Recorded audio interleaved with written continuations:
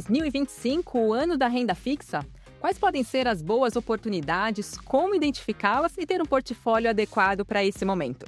E é sobre isso que a gente vai falar neste episódio do Cast Money, o podcast da Semi Capital, disponível quinzenalmente às quintas-feiras no Spotify e aos domingos no canal da Semi Capital no YouTube. Eu sou Fabiana Ortega, jornalista aqui da corretora, e o nosso convidado de hoje é Renato Intacli, economista da PRX. Renato, um prazer te receber. Seja muito bem-vindo ao Cast Money. Oi, Fabiana. É um prazer estar aqui junto com vocês na CM, poder participar do Cast Money e trazer informações, eu espero que relevantes para o investidor da CM e para todo o público que acompanha. Legal. Antes da gente entrar aqui no assunto de renda fixa em específico, fala um pouquinho para a gente da sua trajetória no mercado financeiro, né, como economista, até a sua função hoje na gestora PRX. Maravilha. Bom, eu comecei no mercado financeiro por volta de 2007, tá? Então já tem um tempo de mercado. Na época eu fiz vários estágios, eu estagiei em basicamente todas as áreas do mercado, desde tesouraria, seguro, agência de rating, gestoras de recurso, mesas de operação e assim por diante. E na área de research também, estudei economia, né? Sou economista, tenho a pós-graduação em História Econômica, então é bem interessante a área, eu gosto muito disso, de estar nesse mercado e de estar nessa área do conhecimento. Na Passado alguns anos, eu fui focando e me especializando muito na área de research e na operação, né, na mesa de operações, onde mais ou menos eu trabalhei uns 12 anos direto fazendo esse jogo duplo, né? Então eu sempre gostei de estar ali cutucando o research, mas sempre mais focado na mesa de operação, que é onde demanda mais atenção, né? Fica difícil competir com a mesa. E em 2013 eu fundei a consultoria econômica, né? Então vim com ela, a Paralaxis na época chamava, né? A gente mudou de nome, por isso que chamava. E fui com ela até 2022, quando juntei com outros amigos de mercado, operadores também, e a gente resolveu fundar a PRX Capital, que é uma gestora, onde a Paralaxis foi integrada como área de research da PRX. Então, hoje dentro da PRX eu sou sócio, eu toco a área macroeconômica, né, o research macroeconômico. O Diego, que é nosso sócio, faz a parte de equities e estratégia. E eu também hoje atuo dentro da PRX na área de estruturação de produto financeiro, seja uma emissão bancária, que é o que a gente vai discutir bastante aqui, seja um fundo de investimento, seja até mesmo operações financeiras mais estruturadas, com derivativos e assim por diante.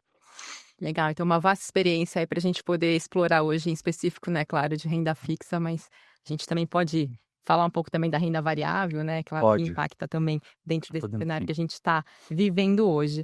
Bom, Renato, eu queria saber da sua avaliação. A gente teve recentemente a elevação da taxa básica de juros no país, indo para 14,25% ao ano, já era uma decisão esperada pelo mercado, até sinalizada pelo próprio Copom. Para a gente falar de renda fixa, é importante entender esse cenário, né? Então, antes da gente mergulhar em específico nesse universo, eu queria falar com você um pouquinho mais do cenário macro. Como que você avalia a trajetória dos juros no país, pelo menos até o momento atual? O Sim. que ficam de expectativas agora para 2025 ainda, né? A sua expectativa para o final do ano para a taxa Selic, que deve ter, então, de pontos de atenção, de repente, para o rumo dos juros no país. Maravilha. Vamos lá. A gente observou, né, nos últimos anos aí uma ascensão, né, da taxa de juros, da Selic, muito por conta que é o objetivo, né, é o mandato do Banco Central, do Copom principalmente, que é controlar a inflação.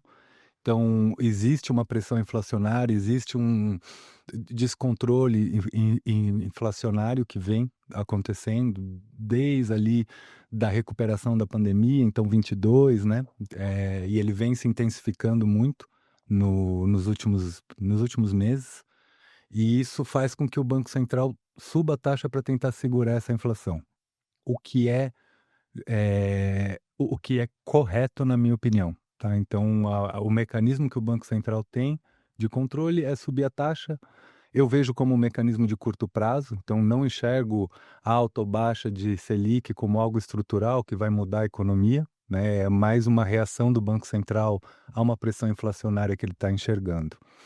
E Aí, para você entender, então, o movimento da Selic, conseguir fazer a projeção se ela vai cair ou subir, aí falando muito para quem assiste, quer operar esse mercado, é entender o que vem antes antes do movimento na Selic, que é a inflação, tá? Então, o que vai pressionar a inflação para cima, o que vai pressionar a inflação para baixo, e a partir dessa pressão, como que o Banco Central vai atuar.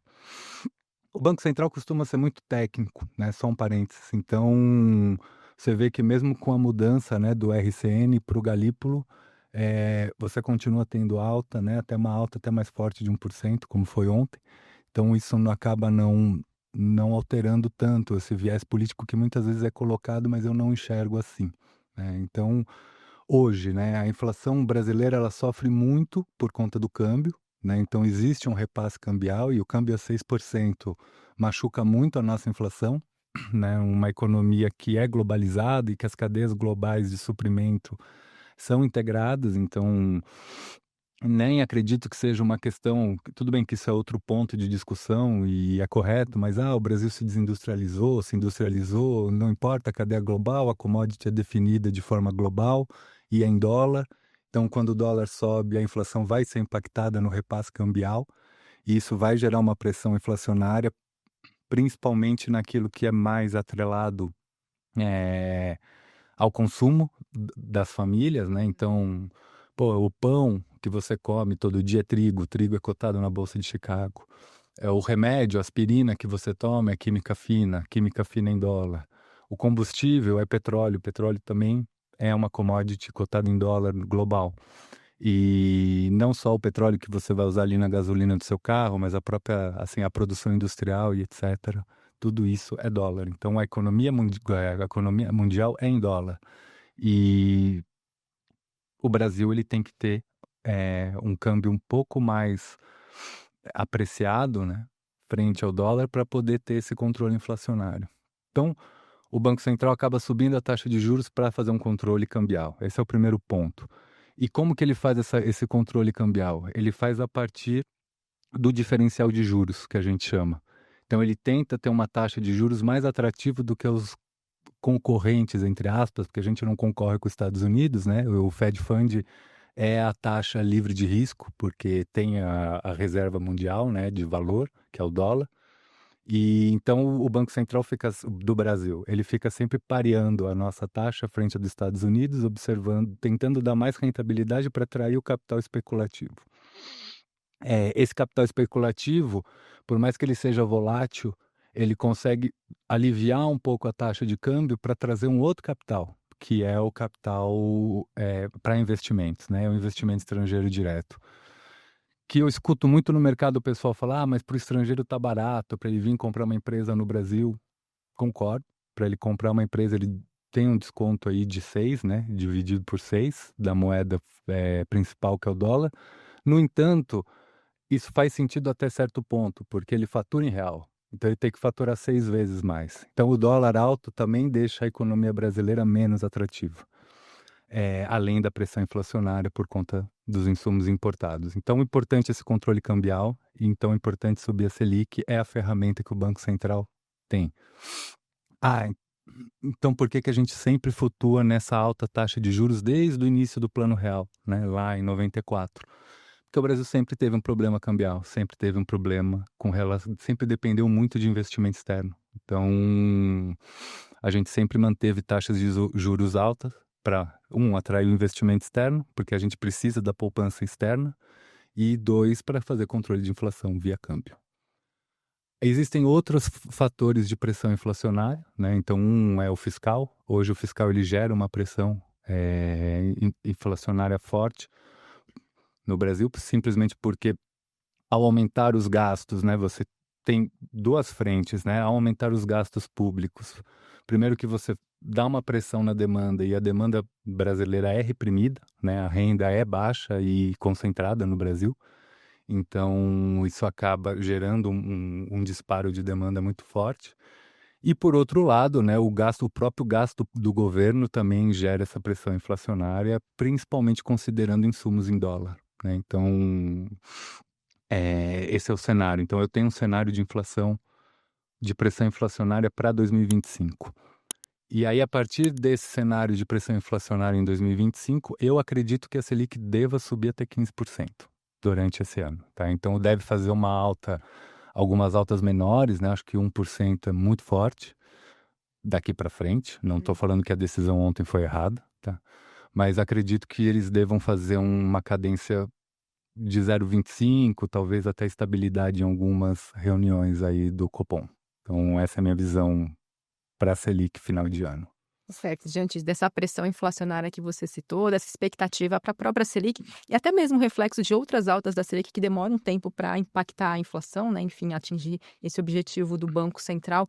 Como que fica o investidor nesse cenário? Como é que ele deve interpretar isso, né? E traduzir para investimentos em renda fixa? Maravilha. Bom, vamos lá. O que o investidor tem que ter em mente sempre que ele for operar renda fixa, e aí aqui existem dois tipos de investidor em renda fixa, é importante fazer essa divisão, né? Tem o investidor que o pessoal da Faria Lima chama de buy and hold, né? Eu tive muito tempo voltando na primeira pergunta, né? Então eu trabalhei muito tempo no Bradesco lá em Osasco, né? E lá a gente chama é o investimento para liquidação. Então é o cara que vai comprar o papel de renda fixa para esperar o vencimento e receber esse valor.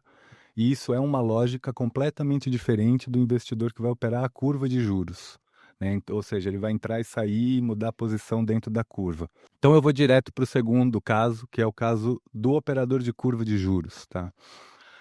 A grande coisa da operação de curva de juros é você conseguir fazer uma previsão do desenho da curva no longo prazo e conseguir taxas mais vantajosas para depois fazer a troca do papel. Então, ele vai acontecer no mercado secundário, né? Então, por exemplo, quando você enxerga a economia, a Selic a 5, 6%, e você enxerga uma possibilidade de alta 15%, né? O ideal é que você pegue papéis que eles são pós-fixados, né? Então, são papéis pós com uma taxa atrelada. Tá? Então, é como eu lembro que eu via na televisão, há uns 3 anos atrás, a propaganda de algumas fintechs, com CDBs a 170%, 180% do DI. Né? Hoje em dia esse papel não existe mais, porque com a taxa 15%, essa taxa adicional ela acaba reduzindo. E a grande coisa na alta da Selic é você conseguir pegar um papel que seja CDI 170 do CDI, com a Selic a 6%, e carregar ele com vencimento, por exemplo, de 2 anos. Então, hoje eu teria um papel CDI 170 do CDI numa taxa de 15% básica. E aí eu conseguiria revender esse papel que tem um valor agregado muito grande dentro dele, de taxa. No mercado secundário é um valor maior. Tá? O pós-fixado ele tem menos risco, porque ele vai ajustando conforme a curva vai se movendo. Então, você está sempre igual à taxa da economia. Né? Então, ou seja, está sempre igual a Selic, mais o adicional. O adicional aqui é um gatilho para a operação de pós-fixado no secundário. Já o caminho contrário, né, que seria o caminho do pré-fixado, é para você fazer a curva de volta. Então, você vai pegar esse pré-fixado a 15%, por exemplo, né, vou usar minha projeção de final de ano de Selic, e vai ter esse papel quando a taxa Selic for 9%. Então, você vai ter um papel de 15 numa economia de 9. E é isso que vai dar o diferencial de preço no secundário. O risco é acontecer ao contrário, né? É você comprar um papel em 15, pré-fixado, e a taxa subir para 18. Então, você vai ter um papel que vale menos do que eu consigo no mercado hoje. E esse é o negócio da operação de curva de juros. Tá? Então, como que eu vejo hoje que o investidor poderia operar essa curva de uma forma eficiente, vamos dizer assim, né? Óbvio que eu posso estar errado nas minhas projeções, né? E a gente também não sabe o dia de amanhã para onde vai a Selic, dependendo do que acontecer até o fim do ano.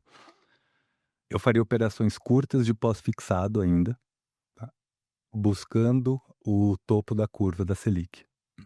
E por que curta? Para eu poder fazer a troca rápida. Quando eu falo curta, eu estou falando de liquidez curta, né? Então, papéis com liquidez curta, para eu não me enrolar no secundário quando eu for fazer a venda e não tomar tamanho deságio, porque não adianta, né? Eu compro um CDB e aí eu vou querer vender, eu tomo um deságio no secundário de 5, 10%, então toda a rentabilidade que eu teria naquela operação eu já perco no deságio da venda do secundário. Então, operações curtas aí até o final do ano, de pós-fixado. Talvez faria camadas, né, com vencimentos a partir de julho até dezembro. E a partir do ano que vem, trocaria a posição para pré-fixado dentro dessa estratégia que eu vejo hoje, tá? Não opero isso hoje, porque não estou na mesa, mas é o que eu faria caso eu estivesse operando curva de juros hoje.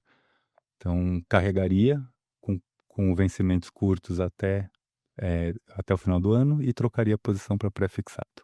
E considerando essa estratégia, a gente muito tem acompanhado nos últimos tempos, analistas, enfim, citando que a bolsa de valores brasileira está barata, que tem boas oportunidades. E a renda fixa? Ainda tem boas oportunidades diante do cenário que a gente tem no momento? Com certeza, com certeza. Eu acho que a renda fixa é sempre uma boa oportunidade, né? O Popardal me indicou me indicou aqui no podcast exatamente porque ele sabe da paixão que eu tenho pela renda fixa. E sempre possui boas oportunidades, exatamente porque ela tem essas várias características, né? Tanto a indexada, né? IPCA, a pré e a pós, e você pode jogar com isso e fazer bons resultados, né? Conseguir bons resultados dentro da operação. Bom, boas oportunidades que eu vejo hoje são os papéis pós-fixados, né? Então, com bom rendimento, tá? E aí você vai ter operações mais de risco, menor risco, normal, ou a renda fixa ela tem risco também suficiente para o cardíaco, igual a renda variável, tá? Não é uma operação simples, como parece muitas vezes. Mas eu acho que é exatamente nessa curva de juros, e aí não precisa, eu dei o exemplo do CDB na outra resposta, mas não precisa ser o CDB, pode ser um tesouro, pode ser um derivativo de juros, né? Pode ser várias formas de operar. O que eu recomendo hoje é o mesmo movimento, e o que eu vejo de rentável hoje no mercado de renda fixa é que a lógica é diferente da bolsa, né? Porque a bolsa quer comprar barato para vender caro, então a bolsa está barata, faz muito sentido dentro dessa lógica. Aqui você tem que correr na curva, né? Então, eu vejo muitos papéis interessantes, várias vezes na prateleira, tá? Aqui da CM, inclusive, a gente opera os nossos clientes de carteira e a CM traz boas taxas. O crédito privado também, apesar de ter um risco inerente muito maior, tá? É um ativo que tem boa rentabilidade. Então, debentures, CRIs, CRAs, etc., eles trazem boa rentabilidade. Não operaria hoje, tá? Esses papéis, a não ser que eu já opere pré, porque ele tem uma dificuldade maior de liquidação e eles costumam ter prazos muito longos, né, de vencimento. E FDICs, né? FDICs eu acho que é a grande coisa aí do momento, né? Até tá entrando bastante na moda, a gente está ouvindo muito. Eu lembro quando eu comecei era FIP, agora é o FDIC, que é o Fundo de Direitos Creditórios, né? O Fundo de Adiantamento de Recebíveis. Ele traz ótimas taxas e qual que é a ideia, né, do FDIC? O FDIC funciona meio como um mini banco, né? Então você tem a cota subordinada, que é a cota que fica embaixo e é a cota que garante o FDIC. E você tem a cota sênior, que é a cota que investe naquele FDIC, vamos dizer assim. Para explicar melhor, é como se fosse um banco emitindo um CDB. Então, o FDIC ele emite a cota sênior e ele faz uma captação à taxa fixa. Então, CDI mais 2, CDI mais 3, 120 do CDI, seja o que for. E aí ele capta esse 120 e reempresta na outra ponta a 3, 4% ao mês. Tá? Então, ele fica exatamente com o spread entre a captação e o empréstimo que ele fez na outra ponta. Funciona meio que um CDB, funciona assim, né? O banco emite, capta uma taxa, empresta uma taxa maior e fica com spread. A grande questão é que o risco está na subordinada, né? Então, óbvio que a sênior tem risco, mas a subordinada, ela toma o primeiro, ela assume a consequência da inadimplência da pessoa para quem ela emprestou. Então, de novo, no exemplo da CDB, o Bradesco vai fazer o esforço que ele puder para pagar o comprador do CDB e vai assumir o risco de carteira caso ele tenha PDD. Então o FDIC funciona da mesma forma, só que ele traz uma rentabilidade muito maior com o CDB, obviamente uma estrutura muito menor, não é um Bradesco, é um fundo, né, como eu acabei de dizer, mas assim, traz ótimas rentabilidades, tá? E quando eu indicando aqui o FDIC, isso aqui é muito para varejo, né? É a cota sênior. Então, é essa cota do comprador do CDB. Tá? A cota subordinada geralmente é fechada a profissionais, a investidores profissionais qualificados. E aí eles têm um ganho muito maior. Eu acho que eu fui muito longe, né? Não, Falei bastante, eu não. vejo que você já passou por tudo. A gente praticamente passou pelo Tesouro, né? Você falou dos CDBs. E aí, enfim, L6 e LCAs que também entra meio dentro desse bolo, né? Ou você quer trazer algum destaque de... A grande coisa da LC e LCA é a isenção fiscal, né? Que eu acho que pode ser interessante para o investidor, dependendo da estratégia dele, e de margens muito apertadas, no caso, né? Se ele tiver em dúvida entre margens muito apertadas, o imposto faz diferença, a isenção fiscal faz diferença. Assim, sinceramente, a partir do meu ponto de vista, isenção fiscal não é o que faz eu decidir realizar uma aplicação ou não, né? Tá. Então, mas se eu tiver em dúvida entre dois papéis, eles têm um retorno parecido e um tem isenção fiscal, outro não, aí você acaba caindo nessa isenção fiscal. A LCI e a LCA ela vai ter a mesma questão do crédito privado, ela costuma ser mais longo e mais difícil de liquidar, né? Então, óbvio que tem CDBs que são também difíceis de liquidar, depende do emissor, depende do risco do banco, né? Liquidez de mercado, etc. Mas assim, nesse momento eu iria em ativos de renda fixa com boa liquidez.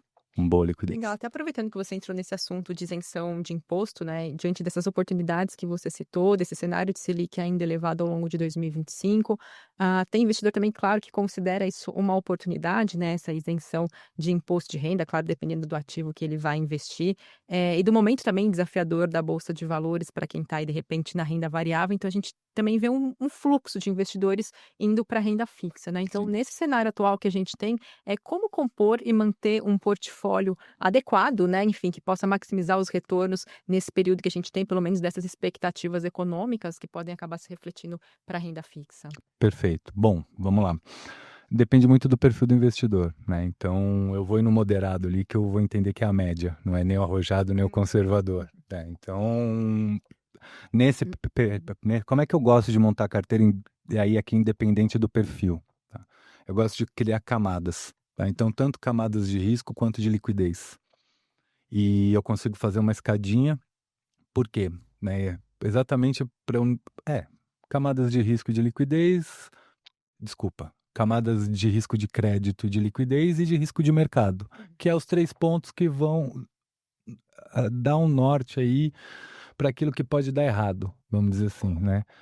Isso serve para qualquer coisa, não só para renda fixa, né? Acho que uma boa carteira, ela não é necessariamente, porque eu acho que eu sinto muito isso, né? Principalmente amigos e investidor que não é o profissional, ele quer ter o pote de ouro, né? Ele quer saber qual ativo ele compra para ele ficar rico daqui a um mês. E isso é impossível saber. Na verdade, a boa operação é aquela que você tem saída para todas as possibilidades de uma forma que te machuque menos. Tá? Então, a grande coisa da montagem da carteira, como eu monto pelo menos, é pensar todas as possibilidades. Então, a gente falou de Selic, né? Então, tem vários pontos aí de inflação que a gente nem entrou, mas inflação por conta de guerra comercial do Trump, aumento de carga alfandegária, né? Tributária na importação e exportação e etc. Então você tem que pensar todas as possibilidades, o que pode alavancar a sua aplicação e o que pode impactar a sua aplicação de forma negativa. Tá? Então, para todos os impactos negativos, você tem que ter uma saída. E aí você monitora. Tá? Então, provavelmente não vai acontecer o que você imaginou. Então, vai acontecer alguma outra probabilidade que estava ali dentro do seu escopo que você já sabe o caminho de saída. Essa eu acho que é a grande estratégia, e aqui entra muita coisa variável, porque eu posso dar derivativo nessa proteção. Mas voltando, a questão das camadas. Então eu criaria camadas, tá? Dentro dessa lógica de risco, de proteção a risco. Colocaria papéis com alta liquidez, com liquidez diária. Tá? Então fundo D0, por exemplo, pode ser uma boa, dependendo muito também da sua operação. Tá? Então, só encaixado. Tesouro direto, eu gosto muito. Tá? Então, o Tesouro faz a recompra automática. eu tenho uma liquidez rápida e eu tenho um papel muito consistente, né? Então, como basicamente, né, como o governo emite a moeda e ele é o pagador, ou seja, quem me deve imprime dinheiro, né? Então, mas a inflação, isso é outro problema, isso é um problema econômico. Pensando no problema financeiro, eu não tenho nenhum risco de calote, porque ele imprime e me paga. Então é um papel que eu gosto muito. Então ele tem muita segurança, muita liquidez. Geralmente eu crio a base da minha carteira nessa montagem, tá? Então eu sempre tenho um fundo de zero, mesmo porque eu sempre vou por um derivativo e eu vou precisar fazer ajuste. Então é legal ter um fundo de zero. Vou colocar bastante em tesouro, tá? E aí eu vou começar a montar as faixas de carteira aí com menor liquidez e maior risco. Bom, eu vou colocar bastante CDB também, tá? Então, vamos imaginar aí que eu já fiz uns 50% da carteira com CDBs, Selic e fundo de zero, tá? Só para ter uma pulverização maior. E eu tô falando na ordem de risco, né? Eu primeiro vou no fundo de zero, depois vou no tesouro, depois vou no CDB. CDBs, você tem várias frentes de trabalho, né? Então, você pode trabalhar com CDBs de banco de primeira linha, né, o AAA, que a gente chama, que você vai ter uma rentabilidade bem menor, e aí você tem que cavar papel. Eu não vejo sentido comprar um CDB de um banco que faça 99%, 100% do CDI, tá? Eu compro tesouro, não preciso comprar o CDB. Então, buscar uma rentabilidade aí 105, 106 do CDI, 104, alguma coisa mais plausível que você ganhe alguma taxa para além do tesouro. E aí você está tranquilo também, você continua com uma carteira bem conservadora. Ou para quem opera até 250 mil em CDB, que é o teto do Fundo Garantidor de Crédito, né, o FGC, buscar talvez instituições com um rating menor, mas que pagam mais. E aí você consegue dar uma pimentada na sua carteira de CDBs, né, de renda fixa. Sempre lembrando que não é comprar 250 mil em CDB de um banco de qualidade menor, né, vamos dizer assim. Por quê? Porque esse dinheiro vai valorizar e você vai estourar os 250 mil. Então, só fazendo esse disclaimer, sempre que você for comprar, você tem que trazer o valor do papel, né, os 250 mil a valor presente em relação à taxa do CDB que você está adquirindo para chegar na data do vencimento e, de fato, fechar em 250 mil. E você ficar garantido pelo FGC, porque aqui tem um perigo, tá? Eu já recorri ao FGC as 3 vezes aí na minha carreira.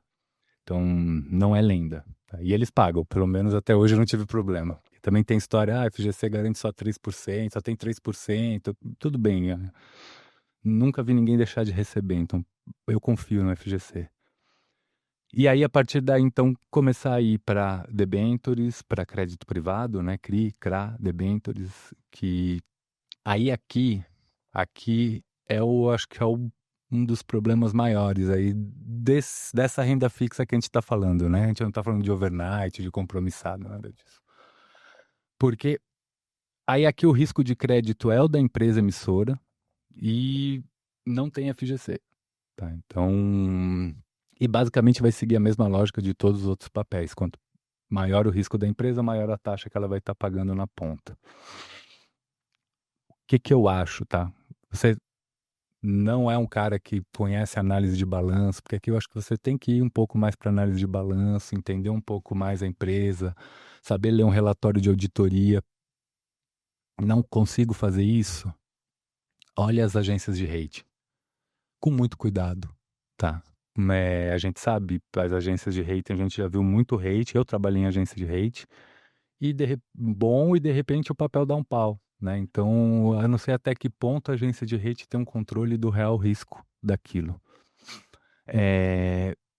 Então, a minha sugestão para o crédito privado é você se aprofundar no balanço da empresa, na história e conhecer os gestores. Tá? Eu te perguntar isso porque dentro desses riscos são vários, né? Apesar de ser renda fixa, existem seus riscos, você bem citou aqui, né? Por exemplo, o de liquidez, o de crédito, né? Então, o investidor ali, pessoa física, né? Como que consegue encontrar essas informações e o que considerar? Porque às vezes tem uma taxa ali que faz os olhos brilhar, mas de repente tem o seu risco por trás, né? Como você bem citou, se taxas maiores também têm os seus riscos mais elevados, né? Assim, eu vou ser bem preciosista, tá? Eu acho que ninguém faz isso.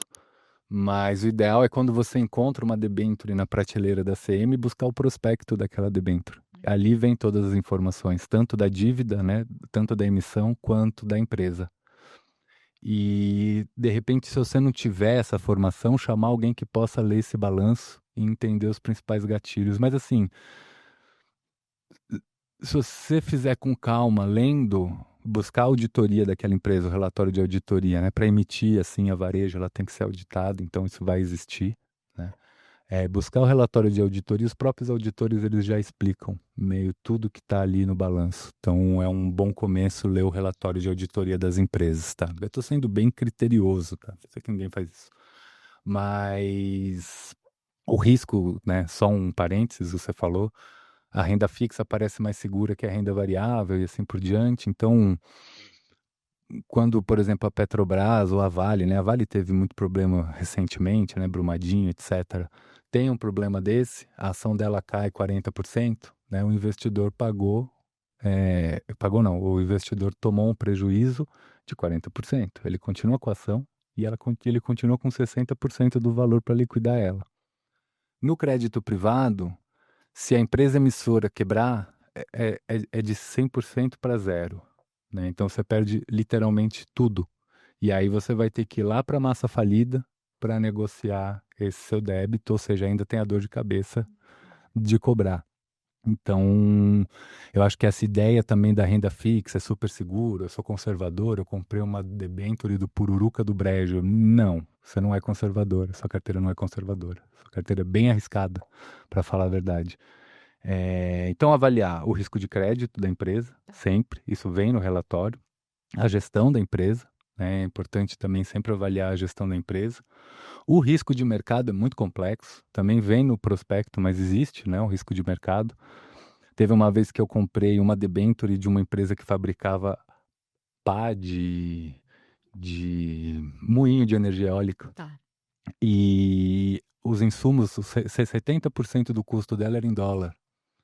Então ela tomou um baque muito forte quando o dólar disparou. E que é um risco de mercado. Não é que a empresa fez uma gestão ruim, não é que o financeiro errou e teve um estrangulamento de fluxo de caixa. Não. Simplesmente uma variável econômica disparou e ela impacta direto aquele negócio, dobrou o custo da empresa e, consequentemente, acabou com a margem e com a capacidade dela pagar a taxa de juros. Então, assim, o crédito privado e o FDIC, que é um crédito privado, não é um adiantamento de recebível, assim como é um fundo que replica uma operação de CRI e CRA, por exemplo, né? É o que você tem que ir mais profundo, é onde está o maior risco, mas também onde está o maior retorno. Então, voltando nas camadas, então a partir daí, esses com maior risco, eu começaria a criar camadas menores dele, também para a carteira não ficar, porque para eu ficar em CDI, eu ponho tudo no tesouro, tá? Eu não preciso me preocupar em fazer tudo isso, analisar balanço, relatório, Então, vai 20% em crédito privado, colocaria uns 30% em CDB e 40% em tesouro e 10% em fundo D0 para qualquer tipo de proteção que eu tenha que fazer nos derivativos de juros. Tá? Isso que eu falei é um chute, tá? É qualquer coisa. Depende muito da situação, da carteira, do que eu estou operando, qual o volume que eu estou operando em derivativo, por exemplo, de juros, para eu encaixar no fundo D0 a minha possível necessidade de ajuste, assim por diante. Cada carteira é uma carteira, mas eu iria por esse caminho, indo do tesouro a maior proporção até o crédito privado a menor proporção, uma carteira moderada. Óbvio que se for uma carteira arriscada, aí eu iria aumentar minha posição em crédito privado e faria mais operações em curva de juros, mercado de derivativos. Tá certo. E aproveitando também dentro desses riscos que você tem citado aqui para a gente, né? Enfim, claro, avaliar todo o prospecto, que são coisas mais complicadas para o investidor, pessoa física fazer isso. Tem também a questão da marcação ao mercado, né? Que é muito falado, também gera muita confusão, gera muita dúvida, mas também não deixa de ser um risco para quem está na renda fixa, né? Certeza. Então, como conseguir aproveitar também que você falou da curva de juros, né? Conseguir aproveitar boas oportunidades e utilizá-la também a favor do investidor. Legal, vamos lá. A grande coisa da marcação ao mercado, e tem muita gente que não sabe até isso e acaba tomando um susto na hora que vai liquidar no secundário. É aquilo que eu estava falando no começo, que existem os dois tipos de investidor, né? E eu vou focar um pouco no pré-fixado, que eu acho que é aqui que está o negócio da marcação a mercado. Se você é um investidor que busca uma rentabilidade, por exemplo, de 15% ao ano, é, constante, consistente, você busca essa rentabilidade, porque em 20 anos você terá uma renda XPTO que vai garantir um rendimento para sua aposentadoria. Você não precisa se preocupar com o que eu vou falar agora. Você vai comprar o papel pré-fixado e vai carregar ele até o vencimento e vai receber exatamente o valor de face. Desculpa, vai receber exatamente a taxa sobre o valor de face ali do seu papel. Então, é isso. A operação que a gente chama de marcação a mercado, ela vai acontecer exatamente quando você utiliza o mercado secundário para trocar de posição do pré para o pós. Tá? Então, é aquilo que eu estava comentando, né? Você tem um papel de 15%, vamos supor que o juros chegue aí, a Selic chegue aí a 15% e eu estou comprando tesouro. Tá? Então vai ser 15% mais alguma coisa lá, que eles vão colocar bem baixa, porque já está alta a taxa. Então eu vou ter um papel de 15% mais uma taxa, e essa taxa vai começar a cair. Tá? Então o meu papel ele vai começar a se valorizar no secundário conforme a taxa Selic cair, conforme a diferença entre a marcação do meu papel e a taxa. Ele vai ser mais atrativo, já que eu tenho uma disponibilidade no mercado, vamos supor que chegue a 10%, só para exemplificar. Eu vou ter uma disponibilidade no mercado, ou seja, o Tesouro me vende aquele papel a 10 mais uma taxa, e eu tenho um papel a 15 mais uma taxa. E aí eu vou colocar ele então no mercado à venda, tá? Eu tô falando de Tesouro para ficar mais fácil, mas CDB e assim por diante também funciona, tá? Bom, então, a partir disso, o meu papel, como ele paga 5% a mais do que o mercado, ele passa a valer mais. O contrário é proporcional. Então, se eu comprei o papel a 15 e alguma coisa, e houve um problema aí no cenário global, aumentou a inflação, teve um disparo de inflação por qualquer motivo, e o Banco Central então decidiu continuar aumentando a taxa. E ele levou para 20, né? Então, ao invés de 10, 20. Então, eu vou ter um papel que paga muito menos do que o Tesouro me vende hoje na ponta, né? Do que a instituição financeira me vende hoje na ponta. E ele vai tomar um desconto, consequentemente. Basicamente, o que olhar? A capacidade de liquidação do papel. Quanto mais atrativo, mais líquido, mais caro. Quanto menos atrativo, menos líquido, maior o desconto na hora de vender ele na prateleira do secundário.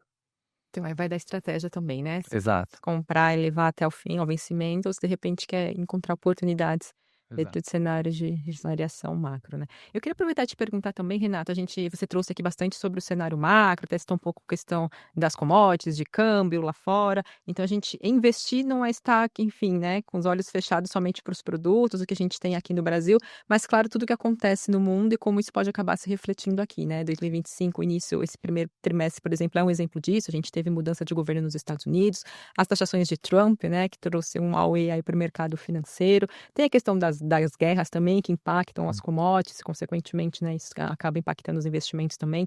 Então, qual que é a importância de investidor também estar atento a todo esse cenário para fazer seus investimentos em renda fixa e, claro, outros investimentos de acordo com o perfil dele? Não, tá perfeito. Vamos lá.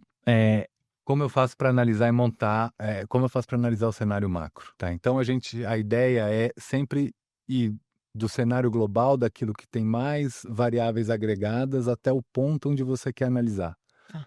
Então, se o meu objeto de estudo é o impacto das contas públicas na inflação, o impacto do câmbio na inflação, eu primeiro tenho que entender o cenário global e ir descendo. Óbvio que com o tempo isso fica facilitado, porque o meu cenário global não vai mudar, aí eu só traço um caminho novo para aquela variável que eu quero entender naquela hora.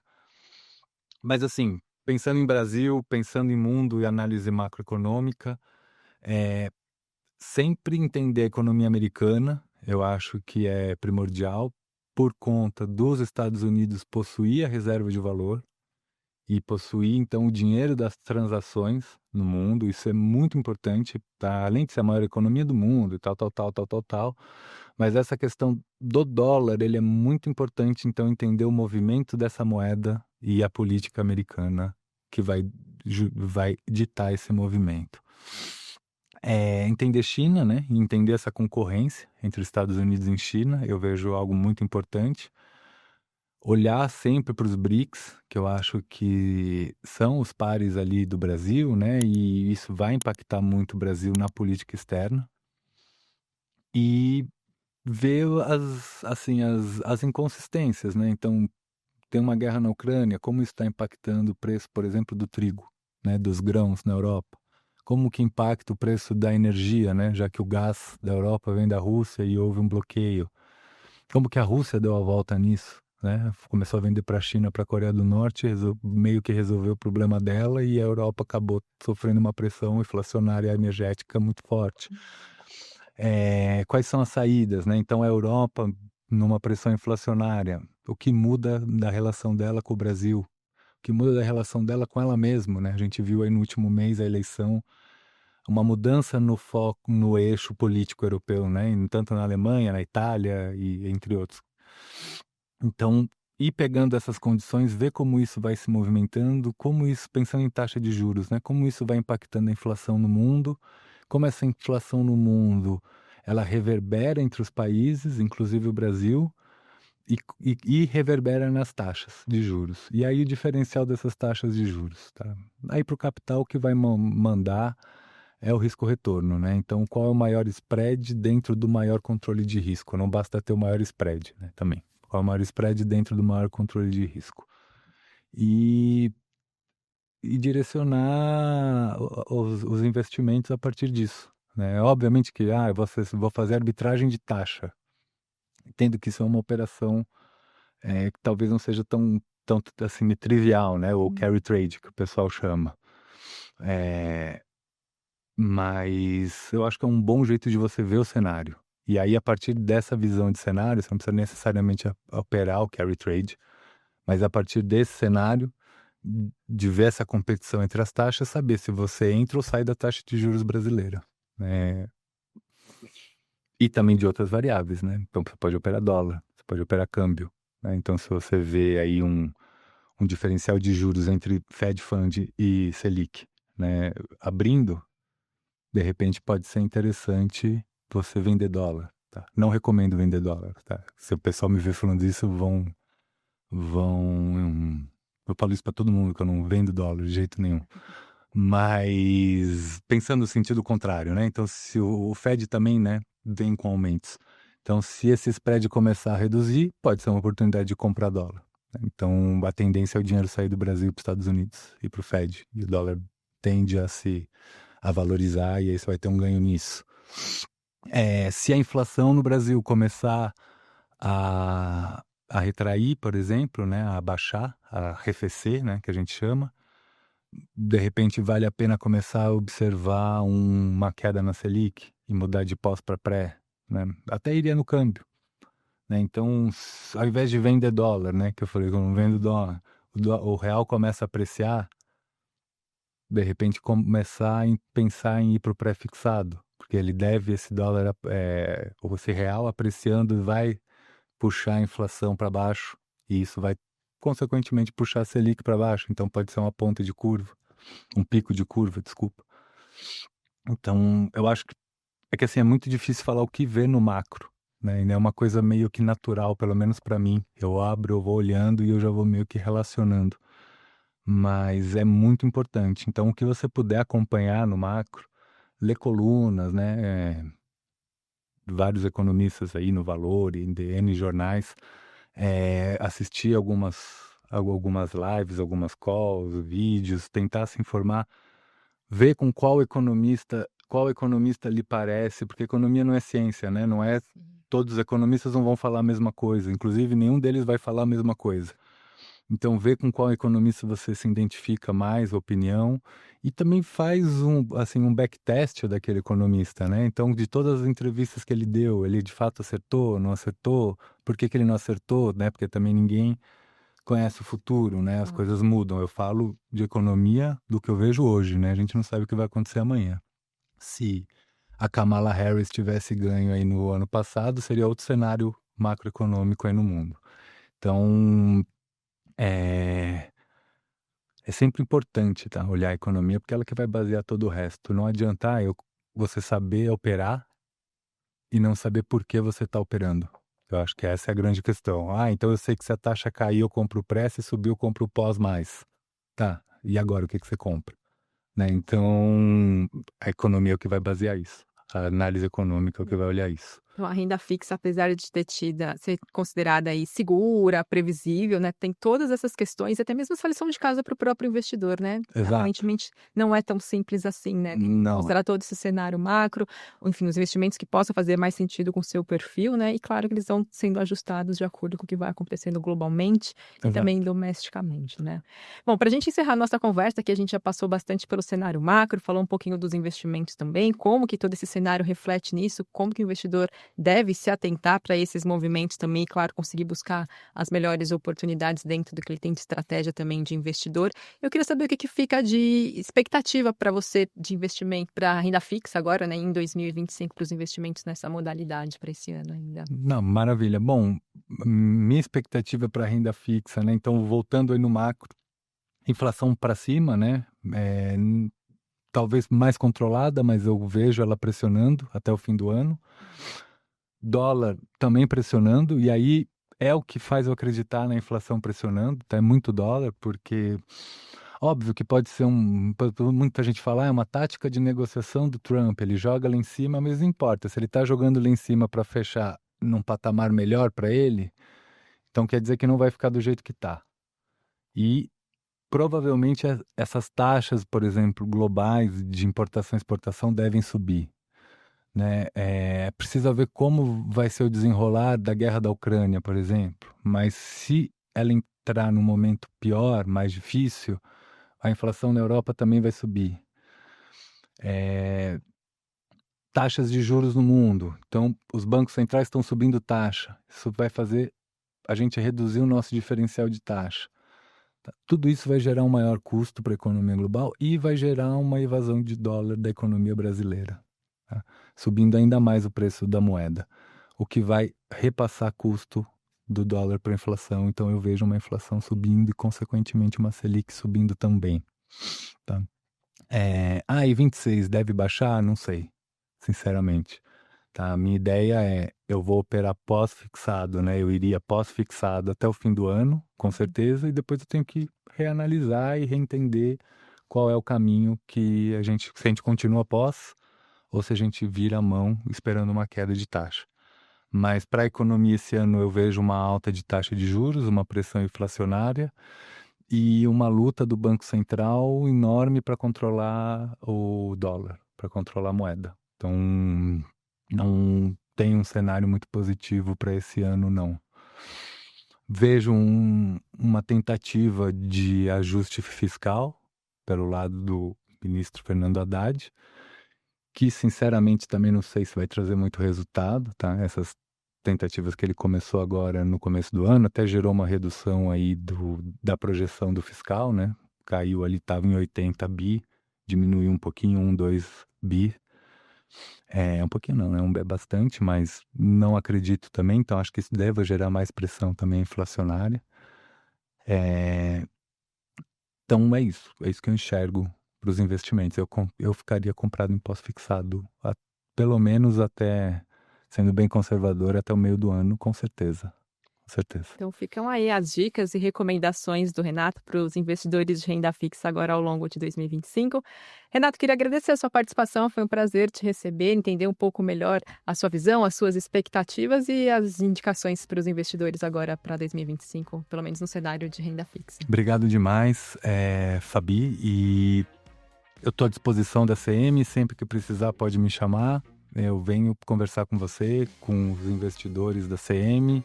Para mim foi um prazer estar aqui. Obrigado demais. Obrigada, a gente que agradece. E deixa o convite para vocês deixarem aqui a curtida se você gostou desse conteúdo que a gente trouxe. Nos comentários também trazer os temas que vocês gostariam de ver por aqui. E, claro, acompanhar a CM Capital nas redes sociais para vocês não perderem nenhum dos nossos episódios. Até mais!